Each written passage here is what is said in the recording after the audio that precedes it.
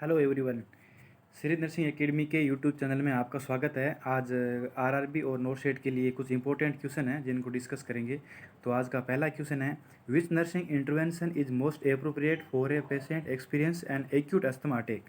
एक पेशेंट है acute asthma attack का और उसका नर्सिंग इंटरवेंशन है, तो मोस्ट एक्सपीरियंस कौन सा मोस्ट अप्रोप्रिएट एक्शन होगा नर्सिंग इंटरवेंशन। तो पहला ऑप्शन है, administer oxygen at 2 litre per minute via nasal cannula. Option B है, position the patient in a high Fowler position. Option C है, restrict fluid to prevent aspiration. Option D है, encourage the patient to the flat and rest. तो इसका right answer क्या होगा? Right answer इसका होगा position the patient high Fowler position. Patient को high Fowler position में बैठाएंगे, जिससे क्या है कि पेशेंट की मैक्सिमम लंग्स एक्सपांसन होएगा और जो ब्रीथिंग पैटर्न है उसको फैसिलिटी मिलेगी, मतलब ज़्यादा से ज़्यादा ऑक्सीजन चेंज होगी। तो पेशेंट को प्रायोरिटी में क्या देंगे? उसको हाई फाउलर पोजिशन देंगे। तो क्वेश्चन नंबर सेकंड है, which intervention should be included in the care plan for a patient with involving following Foley catheter. एक फोलिक कैथेटर का पेशेंट है और उसका नर्सिंग केयर प्लान कर रही है, तो मोस्ट नर्सिंग इंटरवेंशन क्या होएगा इस पेशेंट के अंदर? तो ऑप्शन ए है, clean the perineal area with antiseptic twice a day. दिन में 2 बार उसका पेरिनियल एरिया उसको क्लीन करेगी। और ऑप्शन बी है, empty the drainage bag at least every 12 hour. Every 12 घंटे से उसका जो यूरो बैग है वो खाली करेगी। ऑप्शन सी है, secure the catheter to the patient leg. उसका जो कैथेटर है जो उसके पेशेंट के लेग के से सिक्योर करेगी, चिपकाएगी वहाँ पे। ऑप्शन डी है, irrigate the catheter with sterile saline every 4 hour. तो इसका राइट आंसर क्या होगा? उसका राइट आंसर होगा, secure the catheter to the patient leg. Patient का जो लेग है वहाँ पे कैथेटर से चिपकाएगी, उससे डायनाप्लास्ट से चिपकाते हैं या फिर जिस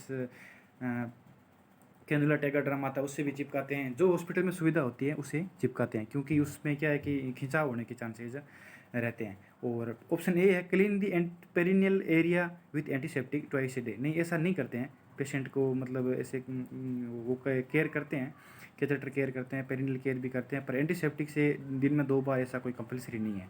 और इम्पीटी दी drainage bag at least 12 our. 12 our नहीं करते वो, तो एज सुन एज पॉसिबल मतलब उसको खाली कर देते हैं, क्योंकि 12 आवर में उसके वापस रिटर्न के भी चांसेस रहते हैं। जो रिफ्लेक्सेस होते हैं, रिफ्लेक्स से भी रेगुलर पेरिनियल हाइजीन यदि कि अपना केयर कर रहे हैं और फ्रिक्वेंटली 12 घंटे से बैक फ्लो के भी चांसेस रहते हैं, इसलिए इतना डिले नहीं करते 12 आवर से।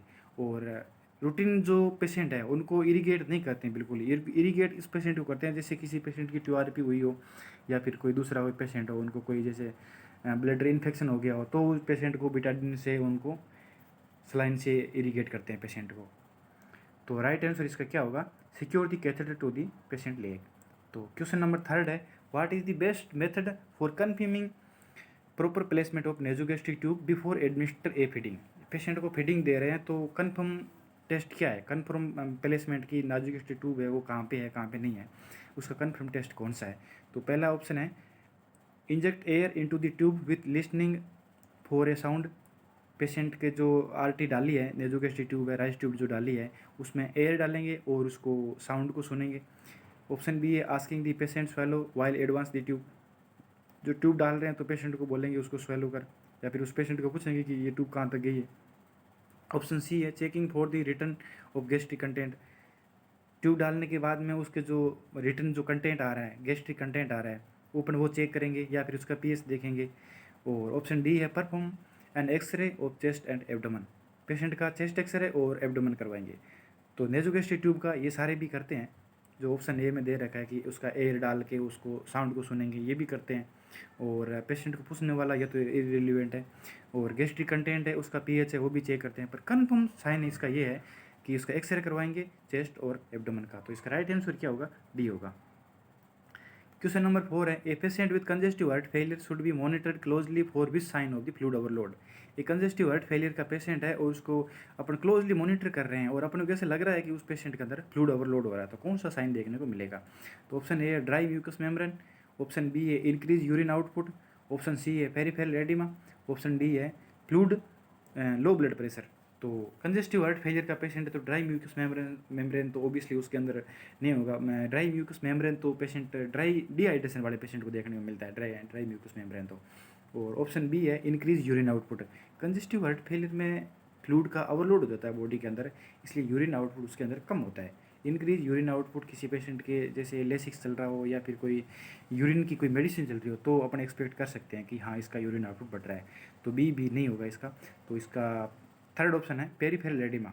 पेशेंट का कंजेस्टिव हार्ट फेलियर है और उसके अंदर फ्लूइड ओवरलोड हो रहा है तो उसके अंदर पेरिफेरल एडिमा भी देखने को मिलता है। ये राइट आंसर है इस क्वेश्चन का, पेरिफेरल एडिमा। और पेरिफेरल एडिमा के साथ में उसको जनरलाइज्ड एडिमा भी देखने को मिलता है। जनरलाइज्ड एडिमा को वो बोलते हैं एनएसआर का। और पल्मोनरी एडिमा भी मोस्ट कॉमन साइन है इसका। जैसे फ्लूइड ओवरलोड हो गया कंजेस्टिव हार्ट फेलियर पेशेंट में तो पल्मोनरी एडिमा तो उसको होता ही होता है लगभग मेनली 100%। तो यदि इस पेरिफेरल एडिमा की जगह यदि ऑप्शन होता है पल्मोनरी एडिमा तो वो भी इसका आंसर हो सकता था। तो ऑप्शन डी है लो ब्लड प्रेशर। नहीं, लो ब्लड प्रेशर नहीं होता, इस पेशेंट के अंदर हाई ब्लड प्रेशर होता है। तो इसका राइट आंसर क्या होगा, पेरिफेरल एडिमा। इसके बाद में नेक्स्ट क्वेश्चन है which statement by a patient indicate a understanding of the metered dose inhaler. Question number 5 है, एक पेशेंट है उसको मेटेड डोज इनहेलर दे रहे हैं पेशेंट को। तो पेशेंट को ऐसा कौन सा इंडिकेशन है जो पेशेंट को अपने ऐसा लगेगा कि हाँ पेशेंट समझ गया है ये। तो ऑप्शन ए है I should exhale quickly after inhaling the medication. Patient ऐसे बोलेगा कि मैंने जस्ट इनहेल करके और जस्ट क्विकली एक्सेल कर दिया। ऑप्शन बी है I need to shake the inhaler before each use. Patient ऐसे बोलेगा कि ये यूज़ करने से पहले उसको हिलाएंगे या फिर इसको शेक करेंगे। ऑप्शन सी है I should inhale through my nose and exhale through my mouth. Patient ऐसे बोल रहे हैं कि मैं इसको नोज से इनहेल करूँगा और माउथ से वापस एक्सेल कर दूंगा। और ऑप्शन डी है I should use my inhaler once every hour. उसको एवरी आवर यूज़ करूँगा मेटाडोज इनहेलर को। तो इसमें राइट आंसर जाएगा अपना I need to shake the inhaler before each use. Patient को बोलेंगे कि जब भी आप इसको यूज़ कर रहे हो उससे पहले इसको हिलाना है। हिलाने से क्या होता है कि जो से उसके अंदर जो मेडिकेशन यदि कहीं नीचे जम गई हो या फिर नीचे क्लोट हो गई हो तो वो क्या है साथ में मिक्स हो जाती है। तो और जैसे पेशेंट को बोलेंगे कि इसको इनहेल करने के बाद में 2-3 सेकंड 5 सेकंड के लिए मेडिकेशन को होल्ड करना है और उसके बाद में एक्सेल करना है। क्विकली उसको एक्सेल नहीं करना है क्योंकि एब्जॉर्प्शन नहीं होगा। यदि वो 4-5 साल होल्ड करेगा तो उसमें एक्सेल होने के चांसेस ज़्यादा है। और तो नेक्स्ट क्वेश्चन है which is the most appropriate nursing intervention to prevent the development deep vein thrombosis in an immobilised patient. एक पेशेंट है उसका नर्सिंग इंटरवेंशन क्या करेंगे, पेशेंट है डीवीटी से बचाने के लिए। एक इमोबिलाइज्ड पेशेंट है जैसे बहुत लंबे टाइम से ये कोई आईसीयू में पेशेंट है उसको डीवीटी से बचाने के लिए उसमें नर्सिंग इंटरवेंशन क्या करेंगे। पहला ऑप्शन है massage the patient leg every 2 hour. Patient के लेग में every 2 hour patient leg massage करेंगे। ऑप्शन बी है encourage the patient to the perform leg exercise frequently. Patient को बोलेंगे कि उसको इनकोरेज करेंगे लेग एक्सरसाइज के लिए। ऑप्शन सी है apply warm compress to the lower extremity. जो लोअर एक्सट्रीमिटी है जो पैर है उसको अपन बोलेंगे कि उसमें वार्म कंप्रेस करना है। ऑप्शन डी है restrict fluid intake to prevent fluid overload. ये पेशेंट है उसको बोलेंगे कि आपको फ्लूइड कम लेना है ताकि आपकी डीवीटी नहीं हो। तो इसका राइट आंसर क्या होगा, इसका राइट आंसर होगा option B encourage the patient to perform leg exercise frequently. उसको बोलेंगे आपको एक्सरसाइज करनी पैरों की, क्योंकि आप पैरों की एक्सरसाइज करोगे जिससे क्या है कि पुलिंग नहीं होगा। जो पैर है पैर के अंदर पुलिंग ऑफ ब्लड नहीं होगा, पैर के अंदर जो ब्लड है वो रुकेगा नहीं। यदि ब्लड रुकेगा नहीं तो उसका क्या वेनस रिटर्न है वो भी मतलब अच्छा होगा। तो उसको अपन बोलेंगे कि ये जो पैर की जो एक्सरसाइज है लेग मूवमेंट है ये करते रहना चाहिए, जिससे क्या है कि ब्लड की जो विस्कोसिटी है वो भी ज़्यादा बढ़ेगी नहीं। पेशेंट में डिहाइड्रेशन भी ऐसे नहीं है कि भाई पेशेंट को डिहाइड्रेशन रखेंगे, उसको भी फ्लूइड ज़्यादा देंगे, फ्लूइड रिस्ट्रिक्ट बिल्कुल नहीं करेंगे। और मसाज पेशेंट को कॉन्ट्रा इंडिकेटेड है।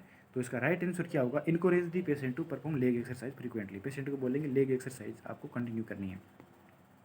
क्वेश्चन नंबर 7 है what is the priority nursing action for a patient who is experience an anaphylactic reaction. एक एनाफाइलेक्टिक रिएक्शन का पेशेंट है और उसको अपन नर्सिंग प्रायोरिटी एक्शन क्या होगा, administer oxygen via nasal cannula. Option B है एडमिनिस्टर एपिनेफ्रिन। ऑप्शन सी है place the patient to the Trendelenburg position. Option D है start the second intravenous line and fluid administer.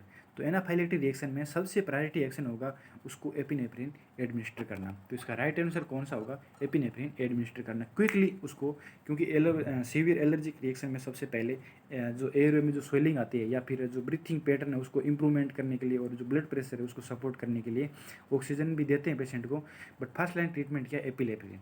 और उसके उसके बाद में पेशेंट को टेंडलबर्ग पोजीशन देके और उसमें एडिशनल अपना आईवी लाइन या फिर सेकंड मेजरमेंट के लिए उसको आई फ्लूइड दे सकते हैं। तो इसका राइट आंसर क्या होगा? Administer epinephrine. क्वेश्चन नंबर 8 है, what is the purpose of the Brydon scale. एक पेशेंट है, उसका ब्रेडन स्केल अपन मेजर कर रहे हैं, तो मेन पर्पज क्या है ब्रेडन स्केल का? तो पहला ऑप्शन है to assess patient risk of developing pressure ulcer. Option B है to determine patient with level of pain. Option C है to evaluate patient risk for fall. Option D है to monitor patient level of consciousness. ऐसा कौन सा level है, क्या check करेंगे patient के अंदर जिसमें ब्रेडन स्केल अपन यूज करते हैं? तो इसका राइट आंसर होता है प्रेशर अल्सर या फिर बेड सोर। बेड सोर में ब्रेडन स्केल यूज़ करते हैं। तो बेड सोर में ब्रेडन स्केल यूज़ करते हैं, ब्रेडन स्केल। तो ब्रेडन स्केल के अंदर क्या क्या चीज़ें देखते हैं? तो ब्रेडन स्केल के अंदर अपन देखते हैं पेशेंट का जो सेंसरी परसेप्शन है वो देखते हैं, और इसके अलावा मॉइस्चर देखते हैं, एक्टिविटी देखते हैं, इमोबिलिटी देखते हैं, न्यूट्रिशन चेक करते हैं, एंड इसका फ्रिक्शन या शेयर देखते हैं। ये ऑप्शन जो मैं आपको बता रहा हूँ, सेंसरी परसेप्शन है, मॉइस्चर है, एक्टिविटी है, इमोबिलिटी है, न्यूट्रिशन है, ये क्वेश्चन एम्स के अंदर आया हुआ है, और इनमें से कौन सा है कौन सा नहीं है।